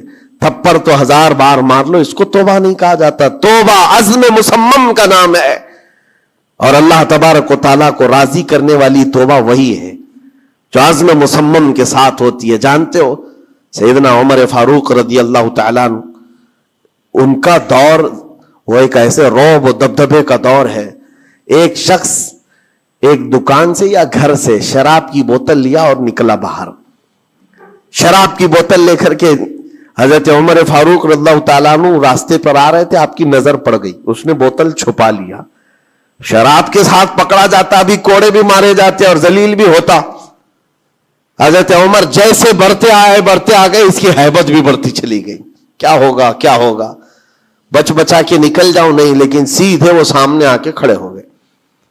کہا کہ کہاں سے؟ کہا یہیں سے آ رہا ہوں. کیا ہے جس کو تم بغل میں چھپائے جا رہے ہو؟ جس چیز کو چھپا رہا تھا اسی چیز کا سوال کیا انہوں نے. اس بندے نے کہا کچھ نہیں امیر المومنین, دودھ کی بوتل ہے, دودھ کی بوتل ہے, میں چھپایا ہوا ہوں, آپ آ رہے تھے آپ کی عظمت میں. حضرت عمر فاروق رضی اللہ تعالیٰ عنہ کی دوربین نظر جانتی تھی. آپ نے کہا دودھ کی بوتل ہو تو چھپانے کی ضرورت کیا ہے, نکالو باہر. اب اس کے ہاتھ اتنے کانپنے لگ گئے ڈر کے مارے کہ وقت کا وہ امیر المومنین کھڑا ہے جس سے قیصر و کسریٰ بھی تھر تھراتے ہو. اب ان کے سامنے کیا بہانہ کیا جا سکتا ہے؟ اس نے بغل میں سے آہستہ سے بوتل نکالی, آپ کے سامنے سر جھکا کر پیش کیا. حقیقت میں وہ دودھ کی ہی بوتل تھی, دودھ کی ہی بوتل تھی. یہ دیکھ کر اس کا سر چکرا گیا. شراب لے کر کے نکلا تھا اور بغل میں چھپایا بھی تھا امیر المومنین کے ڈر سے. حضرت عمر فاروق نے کہا کہ یہ دودھ کی بوتل ہے تو تیرے اندر اتنا ڈر اور سہم کس بات کا, سچ بتا. رونے لگ گیا, آپ کا دامن پکڑ کر کے کہا امیر المومنین سچ بتاؤں تو شراب کی بوتل لے کے نکلا تھا, لیکن جیسے ہی آپ پر نظر پڑی دل اتنا پسیج گیا, میں اندر سے رحمان کو پکارا, اے رب کریم آج تو عمر کے سامنے میری عزت بچا لے, کبھی ہاتھ نہ لگاؤں گا, شراب کبھی نہیں پیوں گا. دل سے میں نے پکارا, رب تعالیٰ نے میری عزت رکھ لی اور اس شراب کو دودھ میں بدل دیا. میرے عزیزوں, وہ ناراض ہوتا ہے تو جلدی راضی بھی ہوتا ہے, وہ راضی بھی ہوتا ہے. ایسا نہیں ہے کہ مولا تعالیٰ غضبناک ہے تو بندوں کو عذاب میں مبتلا کرے گا. ایک دعا کرو, ایک دعا کرو رب تبارک و تعالیٰ کی بارگاہ میں, جو مجھے بڑی لگی دل کو, جو میں آپ کے سامنے شیئر کر رہا ہوں. کبھی سجدے میں گر کر اس سے مولا سے اتنا کہو کہ اے رب تیرے لیے بندے میرے علاوہ کروڑوں ہیں, میں ایک نہیں ہوں, تیرے تو کروڑوں بندے ہیں, لیکن مولا میرے لیے تو صرف تو ایک ہی ہے, میرے لیے تو صرف ایک ہی ہے جس کے سامنے جھک کر میں مانگ سکتا ہوں. تجھ سے جو منہ چھپاؤں تو کروں کس کے سامنے. رب تبارک و تعالیٰ کو یہ ادا پسند آتی ہے, کیونکہ یہ قرآن پاک میں حضرت عیسیٰ علیہ السلام کے ضمن میں بیان کی گئی ہے. اللہ تعالیٰ نے خود اس کو قرآن میں فرمایا, ان تعذبہم فإنہم عبادک وإن تغفر لہم فإنک انت العزیز الحکیم. عیسیٰ علیہ السلام نے اپنے امتیوں کے لیے اللہ کی بارگاہ میں یہ التجا کی تھی, مولا اگر تو ان کو عذاب دے گا تو تیرے ہی تو بندے ہیں, تیرے ہی تو بندے ہیں, اور اگر بخش دے گا تو تو غالب حکمت والا ہے, تیرے خزانے میں کوئی کمی نہیں ہونے والی ہے. عزیزان گرامی وقار, جن گناہوں پر زندگی گزر رہی ہے اس سے نکل آنا ضروری ہے. آج یا کل موت کا فرشتہ آ جائے گا, کہیں ایسا نہ ہو کہ اسی گناہوں کے دروازے پر ہمیں دستک دی جائے, اور جو بندہ جس حال میں دنیا سے مرتا ہے پھر اسی حال میں اسے اٹھایا نہ جائے, ذلیل لوگوں میں اس کو قیامت کے دن اٹھایا نہ جائے. جانے کی تیاری تو ہونی چاہیے, اور جس طرح سے بھی ممکن ہو سکے توبہ کرو, اپنے اندر سے اور باہر سے صاف ہو جاؤ. اور رب تبارک و تعالیٰ کو راضی کرنے کے لیے توبہ سب سے بڑی چیز ہے, سب سے بڑی چیز ہے. میرا رب فرماتا ہے قرآن پاک میں, لا تقنطوا من رحمت اللہ, اللہ کی رحمت سے مایوس نہ ہو, وہ سارے گناہوں کو معاف کرے گا, بے شک اللہ غفور و رحیم ہے. لیکن آج جو اس کے ناراضگی کی نشانیاں ہیں اپنی زندگی میں ڈھونڈ ڈھونڈ کے نکال لو. اگر مجھ سے عبادت نہیں ہو رہی تو میرا رب ناراض ہے مجھ سے. میرے گھر میں تجارت پر روک لگی ہے تو میرا رب ناراض ہے. اور اگر مال اور دولت کی کثرت ہے لیکن گناہ مجھ سے نہیں چھوٹ رہے ہیں تو پھر تو اللہ تعالیٰ ایک بڑے عذاب کی تیاری میں ہے. رب تبارک تعالیٰ ایک بڑا عذاب میرے لیے تیار رکھا ہے, بڑا عذاب میرے لیے تیار رکھا ہے. میرے ان گناہوں کی وجہ سے وہ سب کچھ مجھے دنیا میں دے رہا ہے. یہ ڈر کی بات ہے. اللہ تبارک و تعالیٰ کی بارگاہ میں دونوں چیزیں رکھے, اس کی بخشش کی امید بھی اور اس کے پکڑ کا خوف بھی. اور اس خوف اور امید کے بیچ میں جینے کا نام ایمان کی زندگی ہے. اللہ کریم ہم سب کو اس ایمان کی زندگی عطا فرمائے. رب تبارک و تعالیٰ ہم سب کو اپنے غضب سے دور رکھے, اس کی ناراضگی سے ہمیں دور رکھے. اللہ اے رب کریم اس وقت تک ہمیں تو دنیا سے نہ اٹھا جب تک تو ہم سے راضی نہ ہو جا.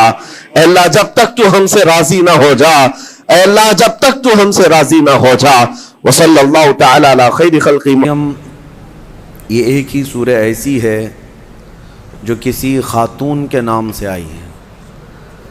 پورے قرآن پاک میں حضرت مریم سلام اللہ علیہا رضی اللہ عنہا کا تذکرہ کثرت سے آیا ہے. دنیا کی سب سے پاکیزہ خواتین میں سے ان کا شمار ہے. حضرت بی بی مریم کی ولادت کا واقعہ میں تیسرے پارے کی تفسیر میں سورہ آل عمران میں عرض کیا تھا کہ ان کے ماں باپ نے منت کی تھی. ان کے حضرت بی بی مریم کی ماں حنا اور ان کے والد عمران, انہوں نے منت کی تھی کہ اگر بیٹا ہوگا تو بیت المقدس میں وقف کریں گے. پھر وہ بیٹی پیدا ہوئی, پھر بھی انہوں نے بیت المقدس میں وقف کیا. اور جب حضرت بی بی مریم کچھ جوان ہوئیں تو ایسا ہوا کہ اللہ کریم کے حکم سے جبرائیل امین علیہ السلام آئے اور آ کر کے ان سے کہا کہ میں تمہیں ایک بیٹا دینے کے لیے آیا ہوں. تو حضرت بی بی مریم گھبرائیں, کہا انی اعوذ بالرحمن منک ان کنت تقیا, اگر تو نیک آدمی ہے تو دور ہو جا, میں اللہ کی پناہ مانگتی ہوں تجھ سے, مجھے آج تک کوئی مرد نے چھوا تک نہیں ہے. تو پھر حضرت جبرائیل نے کہا انما انا رسول ربک لاہب لک غلاما زکیا, میں تو تیرے رب کا فرشتہ ہوں, تیرے رب کا قاصد ہوں, بھیجا ہوا ہوں, اور تجھے ایک بیٹا دینے کے لیے آیا ہوں. بی بی مریم نے پوچھا, قالت انا یکون لی غلام ولم یمسسنی بشر ولم اکو بغیا, مجھے بیٹا کیسے ہو سکتا ہے, مجھے آج تک کسی مرد نے چھوا نہیں اور نہ ہی میں بدکار عورت ہوں, مجھے کیسے بیٹا ہوگا. قال کذالک, جبرائیل امین نے کہا ایسے ہی اللہ چاہتا ہے. ہوا علی ہین, قال ربک ہوا علی ہین وقد خلقتک من قبل ولم تک ہوا علی ہین ولنجعلہ آیۃ للناس, تیرا رب یہ فرما رہا ہے کہ یہ کام اس کے لیے بڑا آسان ہے, رب تعالیٰ کے لیے بڑا آسان ہے, اور تجھے بغیر کسی شوہر کے ٹچ کیے چھوئے ایک بیٹا دے گا اللہ تعالیٰ, تاکہ اس بیٹے کو اللہ اپنی نشانی بنا دے اور اپنی طرف سے اس کو رحمت بنائے, اور اللہ کا یہ فیصلہ ہے. یہ بات چیت ہو رہی کس کے درمیان, حضرت بی بی مریم اور حضرت جبرائیل علیہ السلام. جبرائیل علیہ السلام اللہ کے فرشتے ہیں. فرشتوں کے اندر یہ بات پہلے سے آپ کو یاد رہے, نہ وہ فرشتے مرد ہیں نہ عورت ہیں, نہ ان کے اندر انسانی فطرت کے تقاضے جو ہوتے ہیں, شہوتیں, وہ بالکل نہیں ہوتی. فرشتہ گناہ کرنا تو دور کی بات, گناہ کے متعلق سوچ بھی نہیں سکتا. اللہ نے وہ چیز ہی فرشتے کے اندر نہیں رکھی. فرشتوں کے اندر شہوت کا مادہ ہے ہی نہیں, خواہشات نفسانیہ بالکل نہیں, نفس ان کے اندر نہیں ہے. جبرائیل امین علیہ السلام جب ان کا اور حضرت بی بی مریم کا جو یہ کنورسیشن ہے, اس کو قرآن پاک میں بیان فرمایا رب تعالیٰ نے. اب اس کے بعد اچانک ہوا یہ, فَحَمَلَتْهُ فَانْتَبَذَتْ بِهِ مَكَانًا قَصِيًّا, اچانک بی بی مریم حضرت جبرائیل امین کے پھونک مارنے سے حاملہ ہو گئی. صرف انہوں نے پھونک مارا. کون؟ جبرائیل امین علیہ السلام. پھونک مارا تو وہ حضرت بی بی مریم کیا ہوئیں؟ حاملہ ہو گئی. اور جیسی وہ حاملہ ہوئیں تو ان کو خوف ہوا کہ اب قوم کیا کہے گی، تو وہ ایک آبادی سے بہت دور چلی گئیں جہاں کوئی نہ دیکھتا ہو، اور وہ ایک گھنی باغیچے کے جو کھجوروں کے درخت وہاں پر تھے اس باغیچے میں چلی گئیں. یہ ایسا نہیں ہے کہ یہ حمل 9 مہینے کا تھا، بلکہ یوں حمل ہوا اور پھر بچے کی ولادت بھی. زیادہ دن تک کا یہ حمل نہیں تھا. بہرحال جب حضرت بی بی مریم بچے کی ولادت کے آثار نظر آنے لگ گئے، قریب ایک باغیچے میں گئیں. وہاں کا تذکرہ بھی رب تعالیٰ فرماتا ہے فَأَجَاءَهَا الْمَخَاضُ إِلَى جِذْعِ النَّخْلَةِ، ایک کھجور کے درخت کی جڑ کو پکڑ کر کے وہ بیٹھی رہیں اور پھر اس کے نیچے سے وہاں سے آواز دینے لگی اپنے رب کو کہ مولا میری حفاظت فرما. اور درد ایسا ہوتا ہے ولادت کے وقت کا، اس وقت کے الفاظ حضرت بی بی مریم کے قرآن فرما رہا ہے.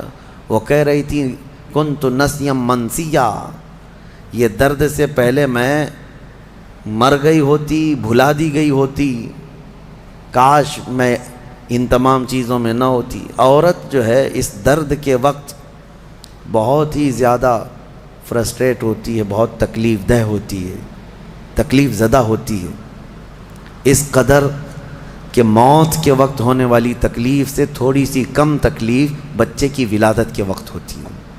ایک عورت کو یہ آسان چیز نہیں ہے، اس کی تقریباً 40 کے قریب ہڈیوں سے تو روح نکل چکی ہوتی ہے عورت کے جسم سے جب بچے کی ولادت کا وقت قریب آتا ہے. اور وہ موت کے منہ میں جا کر کے واپس آنا یہ معمولی بات نہیں. اسی لیے اللہ تعالیٰ نے قرآن میں اس کا ذکر فرمایا. وہ حمل یعنی عورت جو ہے حملہ وفصالہ 30 شہر، یہ آیت ہے، اس میں اللہ تعالیٰ فرماتا ہے ووضعتہ کرہا، جب وہ بچے کو جنم دیتی ہے تو بڑی تکلیف کے ساتھ دیتی ہے.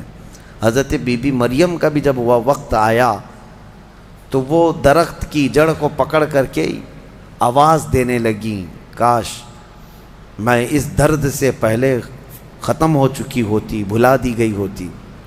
تو رب تعالیٰ کی طرف سے آواز آئی اللہ تحزنی وقد جعل ربکی سریا، گھبرا مت اے مریم، تیرا رب تیرے لیے آسانیاں پیدا فرمائے گا، آسانیاں پیدا فرمائے گا. اس درخت کو ہلاؤ، پکی کھجوریں گریں گی تم پر.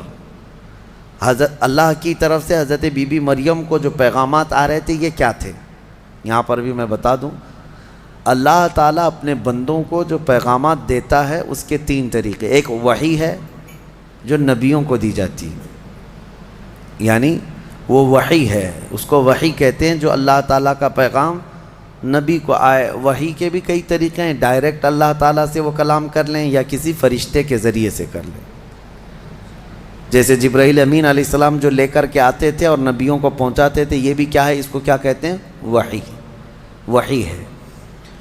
اور اللہ کے ولیوں کو جو پیغامات اللہ کی طرف سے ملتے ہیں اس میں فرشتہ تو نہیں آتا، لیکن اللہ تعالیٰ ان کو کچھ باتوں کی ہدایت دل میں ڈالتا ہے یا ان کے ذہن میں، دماغ میں وہ چیزیں اچانک اترتی ہیں، اس کو کہتے ہیں الہام. یہ وحی نہیں ہے، یہ کیا ہے، الہام. اور عام مومنین کے دلوں میں بھی اللہ ہدایت ڈالتا ہے. آپ کو خود بھی کچھ چیزیں سمجھ میں آ جاتی ہیں، یہ صحیح ہے، یہ غلط ہے، یہ اللہ کی طرف سے دی ہوئی ہدایت ہے. اس کو القاء کہتے ہیں. ہے اللہ کی دی ہوئی ہدایت، لیکن اگر وہ نبی کو ہو تو وحی ہے، ولی کو ہو تو الہام ہے، عام مومنین کو ہو تو القاء ہے. اور کچھ کافروں کو بھی ہوتی ہے. کافروں کو جو چیزیں معلوم ہوتی ہیں اس کو استدراج کہتے ہیں، یعنی وہ بھی کچھ چیزیں معلوم کر لیتا ہے. بہرحال یہ ایک الگ بحث ہے.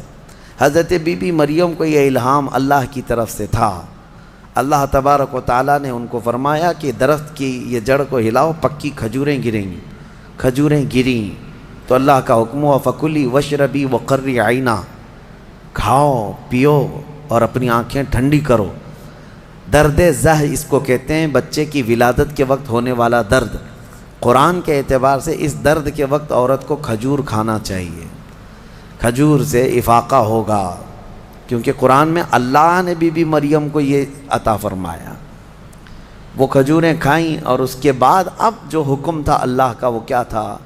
فَإِمَّا تَرَيِنَّ مِنَ الْبَشَرِ أَحَدًا فَقُولِي إِنِّي نَذَرْتُ لِلرَّحْمَنِ صَوْمًا. اگر کوئی آدمی تجھے نظر آ گیا بچہ ہونے کے بعد، بچے کو دیکھ کر کے کوئی بھی اگر تم کو نظر آیا تو بات مت کرنا کسی سے.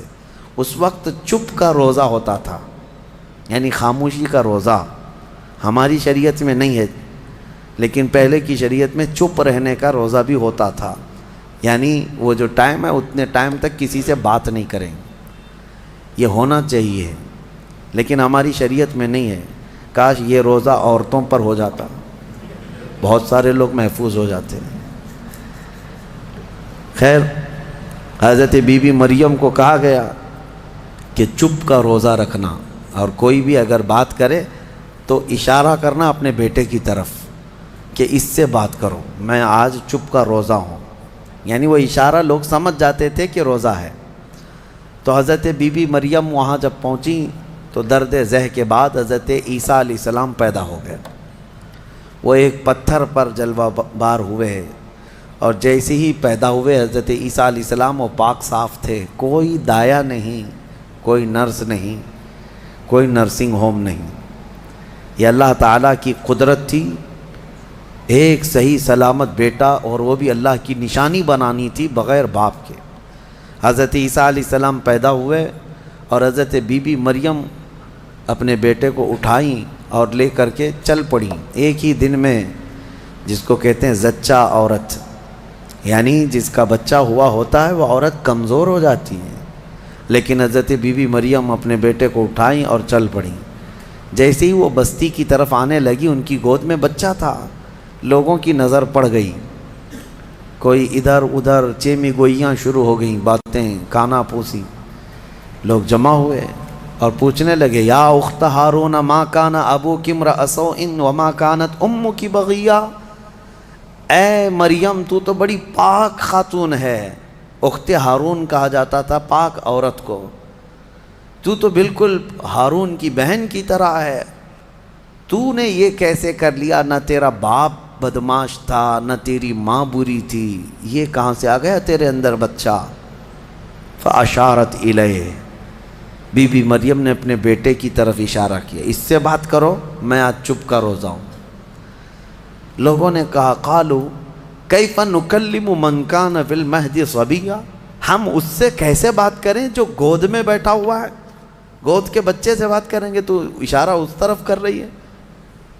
تو لوگ ابھی یہ بات چیت کر ہی رہے تھے، گود میں سے ہی حضرت عیسیٰ علیہ السلام بول پڑے.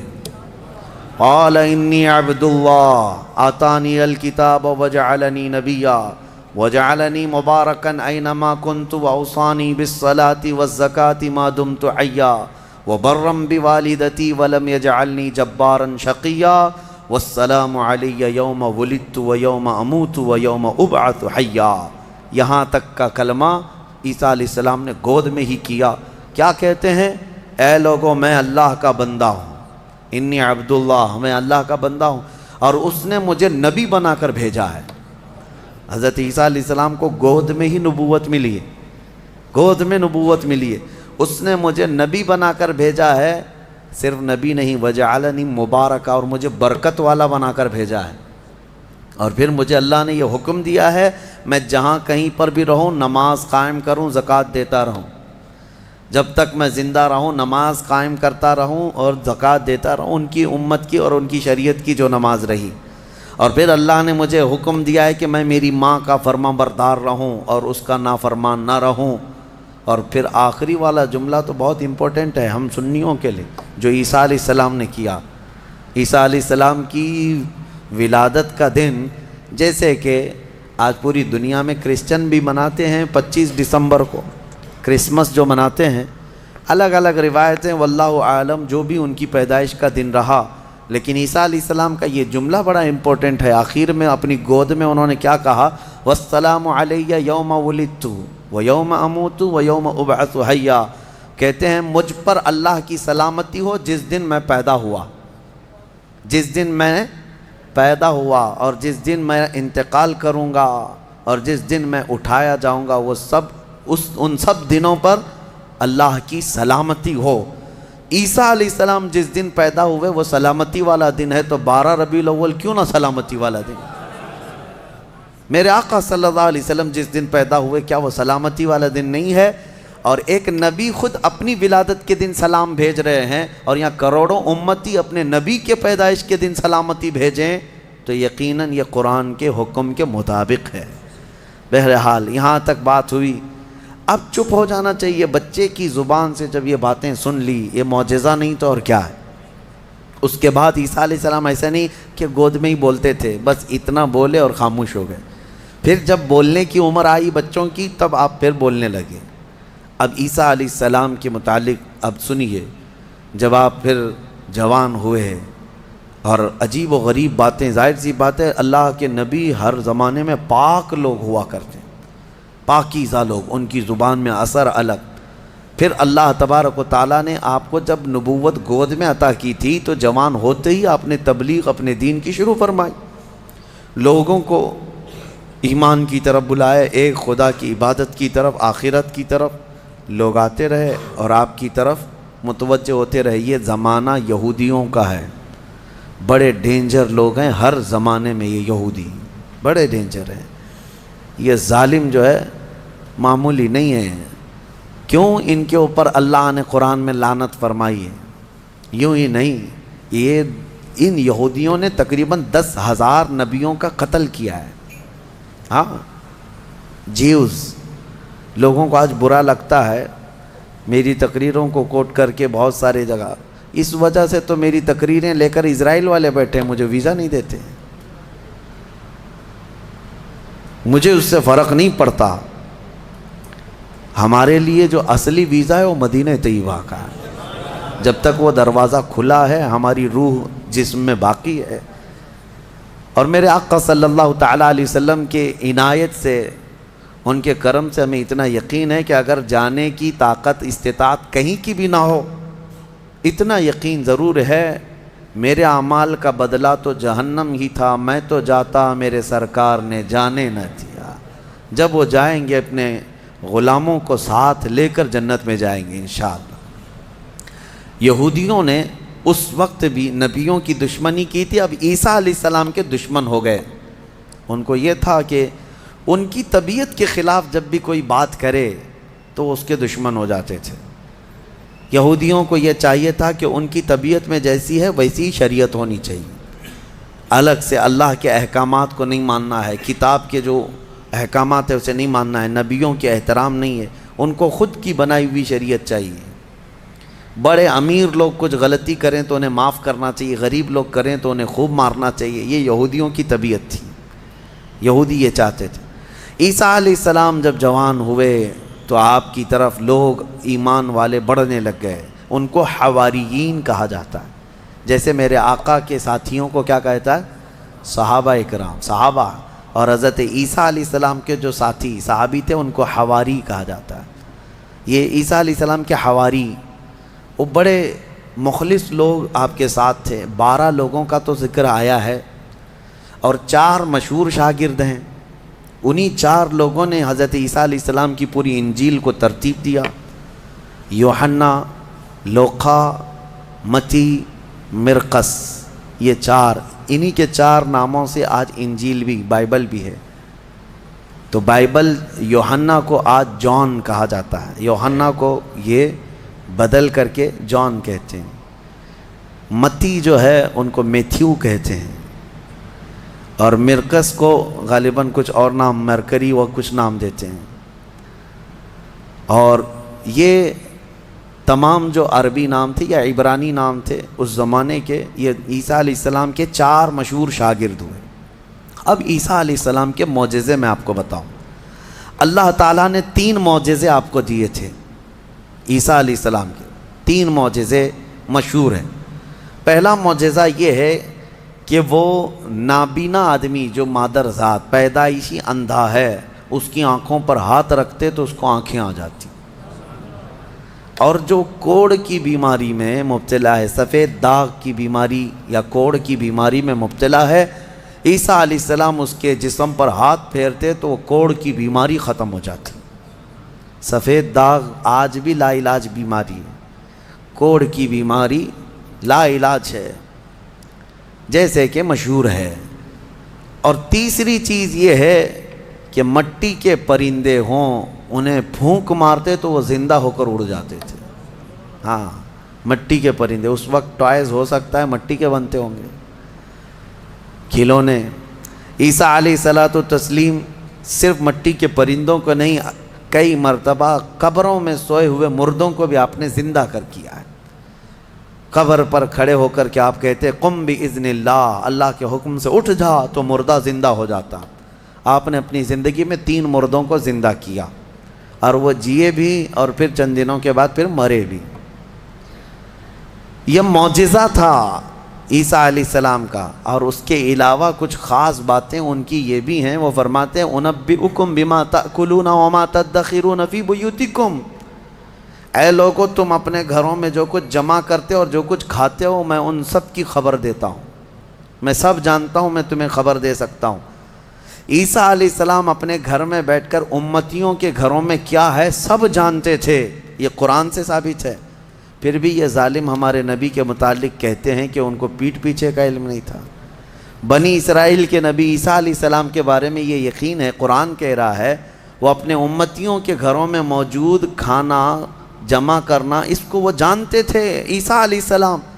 اور وہ عیسیٰ جو خود میرے نبی کی امت میں آنے والے ہیں, جو اخیر زمانے میں میرے آقا کی امت میں آنے والے ہیں, وہ جب سب کے گھروں کے حالات جانتے تھے تو پھر میرے آقا صلی اللہ تعالیٰ علیہ وسلم اپنے امتیوں کے احوال سے کیسے بے خبر ہو سکتے ہیں. الحمدللہ بریلویوں کا یہی کہنا ہے, اور اعلیٰ حضرت فاضل بریلوی رحمۃ اللہ علیہ کا یہ احسان ہے کہ آپ نے صحیح سمت میں جو صحابہ کا عقیدہ تھا وہی عقیدہ ہمیں عطا کیا ہے. ہم یہاں سے پکاریں وہ وہاں سے سنیں. مصطفیٰ کی سماعت پہ لاکھوں سلام, اور کوئی غیب کیا تم سے نہاں ہو بھلا, جب نہ خدا ہی چھپا تم پہ کروڑوں درود. حضور پاک صلی اللہ تعالیٰ علیہ وسلم کی نظروں میں اللہ نے سب چیزوں کو عیاں کر دیا.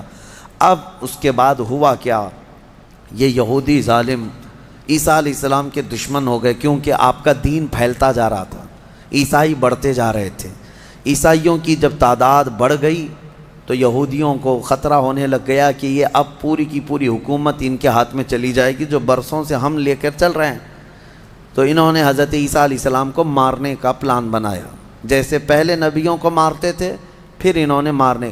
آج آپ کو یہ لگ رہا ہوگا کہ عیسائی اور یہودی مل چکے ہیں, یہ جھوٹی ملاقاتیں ہیں ان کی. یہ صرف اور صرف اسلام کی دشمنی میں دونوں اپنی جنگوں کو ٹھنڈی رکھے ہیں, ورنہ ہر زمانے میں سب سے زیادہ خطرناک لڑائیاں عیسائیوں کی اور یہودیوں کی ہوئی. قرآن نے بھی کہا ہے. ابھی اگر میں کہوں تو لوگوں کو عجیب سا محسوس ہوگا, ہٹلر کا ظلم کیا تھا, یہودیوں کے خلاف تھا. اور بیت المقدس میں ہرکیولس جس کو ہرقل کہا جاتا ہے, اس نے تو توڑ کر کے اینٹ سے اینٹ بجا کے رکھ دیا تھا. ٹائٹس ایک بادشاہ گزرا عیسائیوں کا, اس نے تو پورے یہودیوں کو ختم کر رکھا تھا, خون سے نہلا دیا تھا پوری زمین کو. بہت مرتبہ ان کی لڑائیاں ہوئی, اور جب یہودی پاور میں آتے عیسائیوں کو مارتے تھے. یہ جنگیں تو چلتی رہی ہیں کتنے سالوں تک. وجہ بھی ہے جنگوں کی کہ انہوں نے شروع کیا, یہودیوں نے عیسائیوں کو برباد کرنے کے لیے. انہوں نے پہلے کیا کیا, ان میں گھس کر کے ان کے عقیدے کو چینج کیا. پہلے عیسائی ایمان والے تھے, عیسیٰ علیہ السلام پر ایمان رکھتے, اور عیسیٰ علیہ السلام کو اللہ کا بیٹا نہیں اللہ کا رسول مانتے تھے, اللہ کے رسول ہیں وہ. یہودیوں نے انہیں گمراہ کیا, پادری بنا بنا کر کے انہیں میں گھسا دیا کہ وہ پادری ایسے چرچوں میں گئے جہاں جا کر کے انہوں نے بائبل کو اپنے انداز سے شرح لکھنا شروع کیا کہ اس کا مطلب یہ ہے, اس کا مطلب یہ ہے, اور پھر بعد والی جنریشن نے اس کا عقیدہ بنا لیا. یہ یہودی اسی طرح سے ہماری امت میں بھی گھس گھس کر کے فرقے بنائے ہیں. ان کا کام یہ ہے ہر زمانے میں, اور یہ میں ہوا میں نہیں بول رہا ہوں, باضابطہ انہوں نے یہ سب کام کر کے کتابیں بھی لکھی ہیں کہ ہم نے یہ کیا ہے, اعتراف کیا ہے. مارکیٹ میں آج کتابیں ملتی ہیں یہ جو کرتے ہیں اور اس کے بعد اعترافی کتاب بھی لکھتے ہیں کہ ہم نے یہ کام کیے ہیں۔ بہرحال عیسیٰ علیہ السلام کو قتل کرنے کا منصوبہ بنایا اور ان کے گھر کے اطراف جمع ہو گئے۔ عیسیٰ علیہ السلام کو اللہ تعالیٰ نے وحی کے ذریعے بتا دیا کہ تمہارے دشمن تمہارے قتل کے در پہ ہیں۔ عیسیٰ علیہ السلام اپنے حواریین سے رات میں ملاقات کرتے ہیں، ان کو دین کے ساری باتیں پیش کرتے ہیں، اور جو انجیل تھی جس کو یہ بائبل کہتے ہیں وہ سب اپنے شاگردوں میں تقسیم کر دیا اور سب کو الگ الگ جگہ جانے کا حکم دیا کہ تم فلاں جگہ چلے جاؤ، تم فلاں جگہ چلے جاؤ، تم فلاں جگہ چلے جاؤ۔ اور پھر سب کو یہ اپنی آخری وصیت میں کہا میں اللہ کے حضور جا رہا ہوں۔ یہ ان کے آخری پیغامات تھے اپنے شاگردوں کو، اپنے صحابہ کو، اپنے حواریین کو کہا۔ ان کے حواریین سب چلے گئے، عیسیٰ علیہ السلام اکیلے تھے گھر میں۔ اب یہودیوں نے ان کے گھر کا گھیراؤ کر لیا۔ یہ قرآن سے جو بات ثابت ہے وہ میں بتا رہا ہوں، یہ آج تک عیسائیوں کو بھی ان کی کتابوں میں نہیں ملی بات، ان کو اس چیز کا علم نہیں ہے، لیکن قرآن میں ہے۔ کیونکہ عیسیٰ علیہ السلام گھر میں تھے، اس کے بعد عیسائیوں کو کہاں سے پتہ چلے گا کیا ہوا تھا؟ عیسیٰ علیہ السلام کے جو حواریین تھے وہ بھی دور چلے گئے تھے، گھر میں کیا ہوا کسی کو نہیں معلوم۔ ہوا یہ کہ یہودی قتل کرنے کے لیے آئے اور اپنے ایک بندے کو، اپنے ایک قاصد کو گھر میں بھیجا، جاؤ دیکھو عیسیٰ ہیں کہ نہیں۔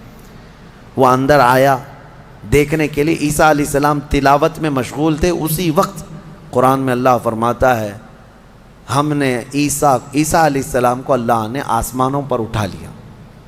عیسیٰ علیہ السلام کو آسمانوں پر اٹھا لیا گیا، اور جو اندر آیا تھا اس کو عیسیٰ علیہ السلام کی شکل دے دیا اللہ نے، اور وہ بھی پوری شکل نہیں، آدھی شکل، اوپر سے وہ عیسیٰ علیہ السلام کی شباہت کا دکھتا تھا۔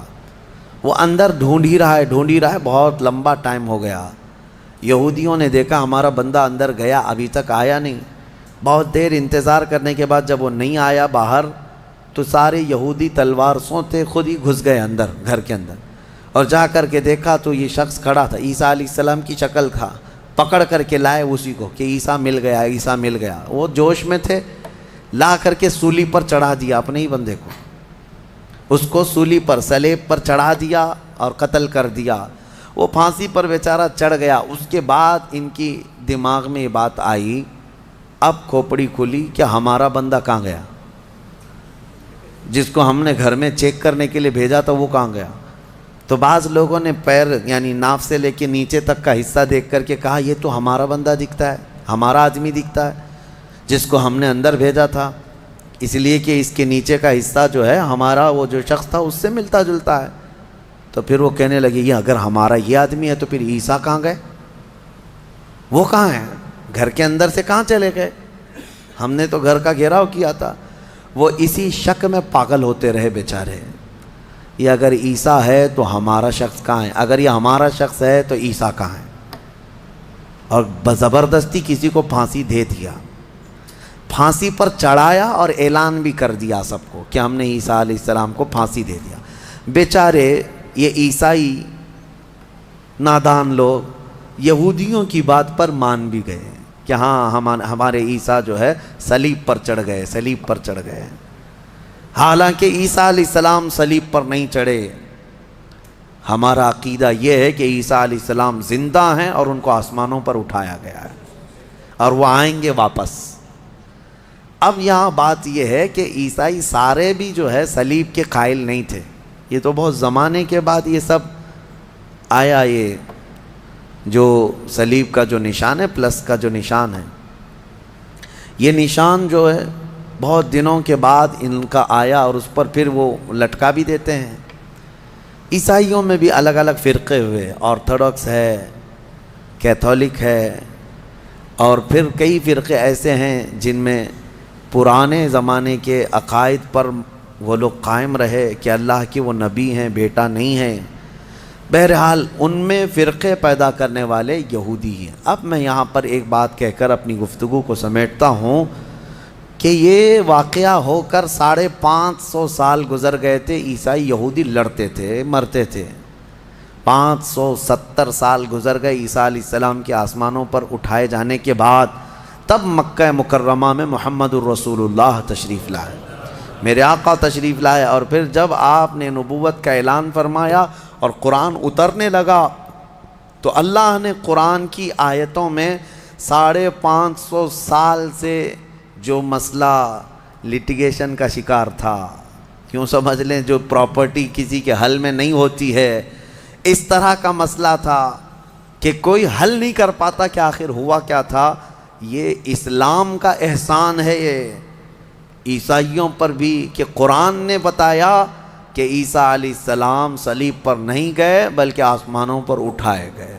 اور دوسری بات، عیسائیوں پر ایک بڑا احسان قرآن کا یہ بھی ہے کہ یہودی ہمیشہ بی بی مریم کو گالیاں دیتے رہے، یہودی ہمیشہ الزام لگاتے رہے کہ مریم کے ہاں بغیر باپ کے بیٹا پیدا ہو گیا، غلط عورت تھی، نعوذ باللہ معاذ اللہ. یہودی گالیاں دیتے رہے اور عیسائی صفائی دیتے رہے، لیکن یہ احسان ہے قرآن کا ان پر بھی کہ بی بی مریم کے ساتھ کیا ہوا تھا یہ پوری تفصیل اللہ نے قرآن میں بتائی. عیسائیوں کو تو یہ چاہیے کہ قرآن کا احسان ہمیشہ ماننا چاہیے. بی بی مریم کی طہارت قرآن نے بتائی ہے. بہرحال لوگوں کو ایسا لگتا ہوگا کہ ہم ایک دوسرے کے دھرم کے خلاف ہوتے ہیں. آپ یہاں آ کر کے دیکھیں کرسچینٹی کے اندر جو کچھ بھی آج تبدیلی ہے ہم اس کے قائل نہیں ہیں، لیکن عیسیٰ علیہ السلام اور حضرت بی بی مریم کے لیے ہم اپنی گردنیں ہمیشہ اسی طرح احترام میں جھکاتے ہیں، کیونکہ میرے نبی نے فرمایا کہ وہ اللہ کے نبی تھے. اب ایک اور بڑا ان کا جو گمراہی کا عقیدہ ہوا کیا، وہ ٹرائنیٹی کا عقیدہ، تثلیث جس کو کہتے ہیں، 3 خدا ماننا. کہتے ہیں ہے ایک ہی لیکن 3 حصے. یہی تو ہندو بھی کرتے ہیں، ہے ایک ہی ہے باقی اوتار ہیں سب.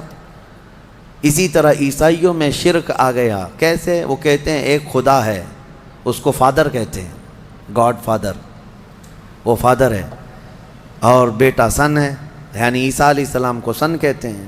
اور پھر بی بی مریم میری ہے.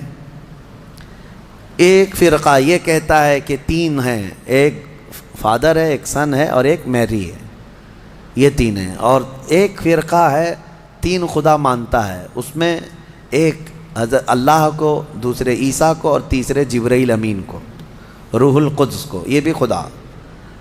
اب ان سے کئی مرتبہ بحثیں بھی ہوئی، باتیں بھی ہوئی، تب یہ یہی کہتے ہیں ہے تو ایک ہی، اسی کا یہ حصہ ہے. اور آج ہم نے قرآن میں تلاوت کی ہے سورہ مریم کے اخیر میں اللہ نے فرمایا وَمَا يَنبَغِي لِلرَّحْمَنِ أَن يَتَّخِذَ وَلَدًا. اللہ کو یہ زیب نہیں دیتا کہ وہ کسی کو بیٹا بنائے، کسی کو بیٹا بنائے. اب میں آپ کو منطق کے اعتبار سے بھی اگر بتاؤں، بیٹا جو ہوتا ہے وہ باپ کا وارث ہوتا ہے، باپ کا وارث ہوتا ہے. اگر اللہ پوری زمینوں آسمانوں سب کا مالک ہے تو پھر بیٹے کو بھی وراثت میں وہی چیزیں ملنی چاہیے. اور بیٹا بھی برابر کا ہے تو خدا کا تصور کہاں رہا؟